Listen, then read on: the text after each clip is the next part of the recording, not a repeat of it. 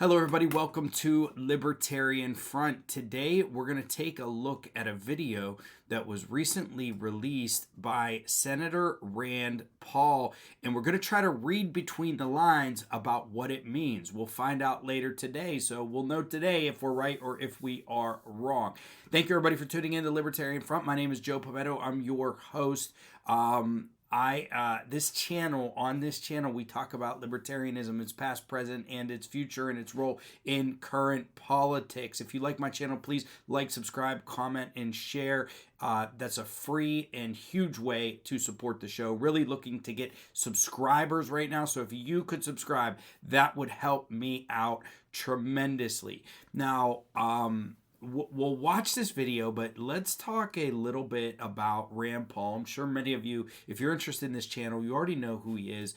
I would say that he is the most libertarian senator in the United States Senate. I don't know everybody in the House of Representatives. There's just so darn many of them. So it's difficult for me to say he's the most libertarian person in Congress, period, because there may be someone in the House of Representatives more libertarian than him. I really don't know right at this point, though that's something that I may look into because it's interesting. But he's certainly the most libertarian senator. And you should know he's the son of Ron Paul, who ran for president a few decades ago, got a tremendous amount of support. It wasn't enough to carry him to a nomination, but nobody thought he had a chance, and he came out and he killed it. And Ron Paul was a senator, I believe, or I'm sorry, he was a congressman, I believe, from Texas. But an interesting fact about Ron Paul is I went to the same high school as him. Yeah, for a period of time in his life, he lived in Pittsburgh, and he attended what's called Dormont High School. It's now Keystone Oaks High School. Different building, different location, although close. So, all right, so maybe it wasn't the exact same high school, but the same high school in the same community. They tore that one down, and they built a new high school, and I went to the new high school. But I share that kinship with Mr. Paul. So Rand Paul is his son. And I think he really came to prominence in when he opposed a lot of the actions of the NSA, intelligence gathering, invasion of privacy that the United States government places on the American people. But in recent years, he's become very popular because of his questioning of Dr. Fauci, his confrontations with Dr. Fauci. Perhaps the only person in Congress or in the country, period, who has confronted Dr. Fauci with tough questions. So I have a great deal of respect for Mr. Paul. Let's look at what his let's hear what the announcement was that he made yesterday. Hey everybody. As you know, I've been pretty quiet about the presidential race, which is kind of unusual for me. But tune in tomorrow morning and I've got something very important to say on the presidential race. So let's read the tea leaves here a little bit. And before we do that, raise your cup, your glass in the air. Enjoy a same time sip with me. It tastes better when we sip together. Cheers.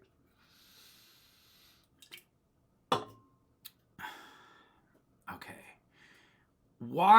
First, let's ask this question. Why would he be so quiet on the presidential race?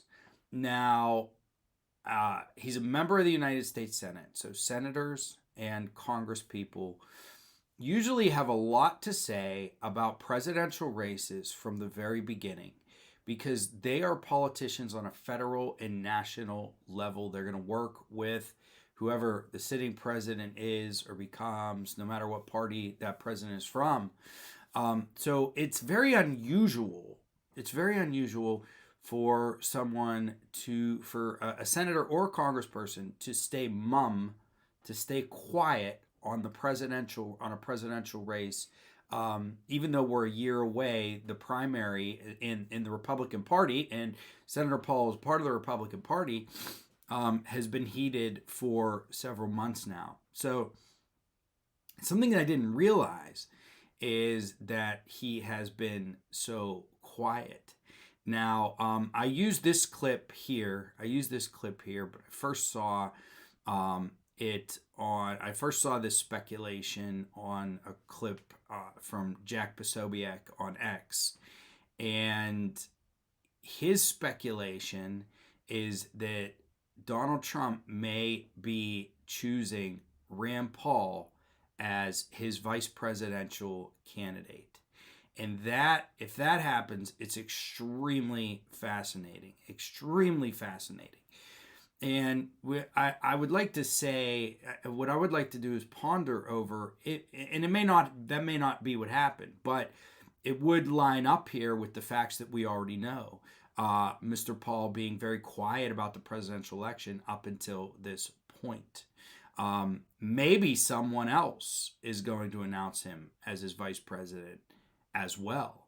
I don't know that he would work with Nikki Haley, maybe Ron DeSantis, but so that's a possibility. But I think most likely it would be Donald Trump.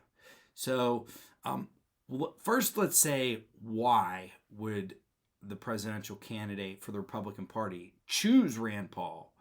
And then we'll ask more broadly what that would mean. Now, I think the biggest chord here, and I think there's two major chords. The biggest chord here is probably the momentum of Robert Kennedy Jr. Robert Kennedy Jr., I believe, is attracting a lot of libertarian interest. People who want the government out of their lives. And Robert Kennedy, also a critic of vaccines, is seen as somebody who will protect the privacy and the privacy rights of Americans.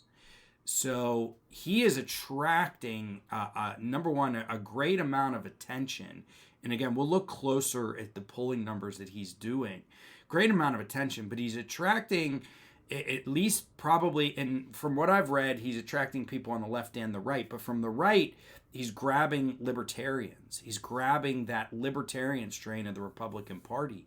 And those people may be a bit cool on Donald Trump, but they want somebody who will keep the government out of their lives, protect their privacy interests and their property interests.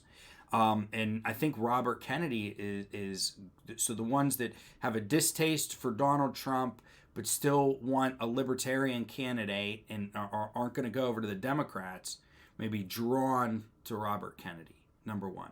Number two, Argentina. And, Javier Milei is the new, and I apologize for this, either president or prime minister of Argentina, whatever their top spot in the executive body. And he is a true dyed-in-the-wool libertarian. Now, I'm going to do an entire episode on him alone. But he is a true dyed-in-the-wool libertarian. And what it showed in Argentina is that and every country is different, right? And while Argentina isn't probably a country that you could probably find a country that's extremely different from America, and then you have countries that are similar. Argentina is somewhere in the middle on that spectrum. They're in the Americas. They're a democracy. There's largely Christian nation. There's a large amount of similarities between the United States and Argentina. So that may be a bellwether for what people are looking for, what people are thinking.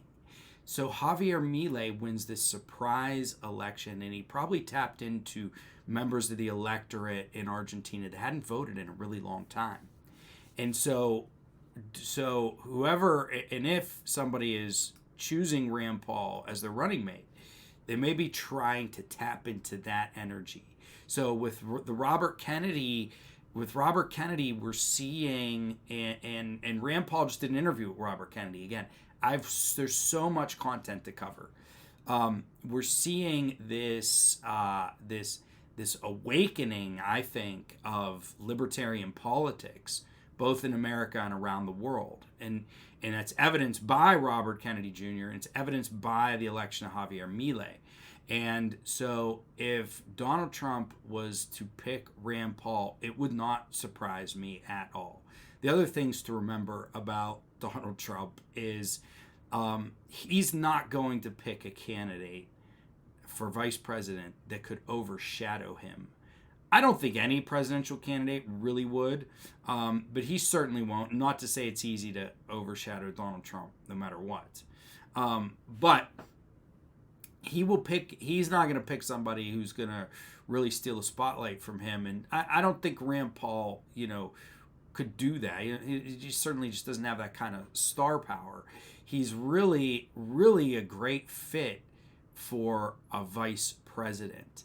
So that may be the announcement that is coming today, because we know typically Republicans don't. The challenging candidate that doesn't have a vice president usually doesn't pick until much later.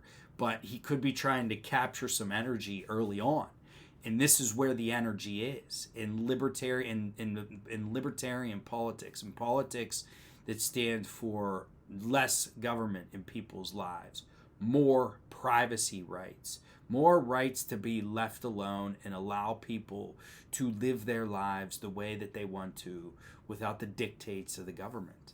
And Rand Paul is he's the most libertarian person in Congress, in the Senate, but probably in Congress, but certainly in the Senate by a long shot. So we will see what that announcement is. It's gonna, I got this video out at about 8 a.m.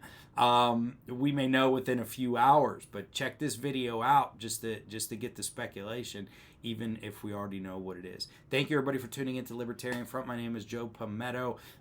If you like my content, please like, subscribe, and share. Know that there is much more really good content to come. We're going to talk about Rand Paul. We're going to talk about Javier Milei. We're going to go into libertarianism, what it is, what its future is, and talk a little bit about why it's starting to grab the mass attention of the American people and people in other countries. All right, like, subscribe, comment, and share. Thank you.